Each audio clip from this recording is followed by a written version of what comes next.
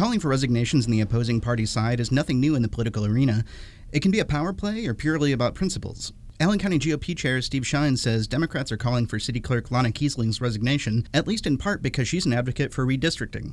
That really rattled the cage of the Democrats. In response to claims about Kiesling double-dipping and not fulfilling her duties as city clerk, Shine is now lofting his own request for a resignation on the other side. He said he's willing to make a deal.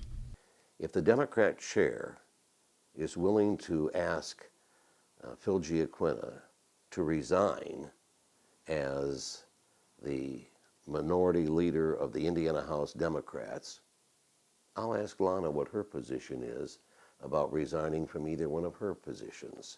But I want to have Mr. GiaQuinta's resignation in hand before I do that.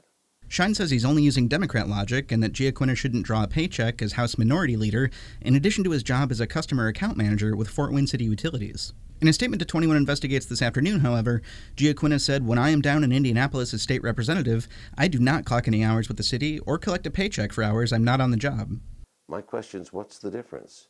We're comparing apples to steaks at this point. It's not even apples to oranges.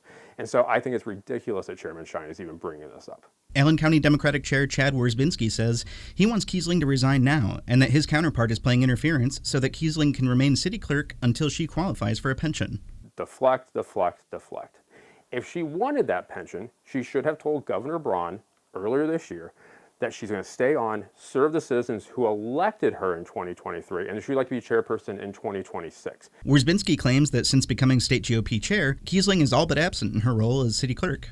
As far as I'm aware of, Lana Kiesling is still getting paid as a full-time city clerk, running around doing all of her various activities for the Republican Party, and only doing the job part-time here in Fort Wayne. And so she could have said, no, I'm going to put Fort Wayne first. She decided to try to double dip and get the best out of both worlds. And that is not fair to the citizens of Fort Wayne.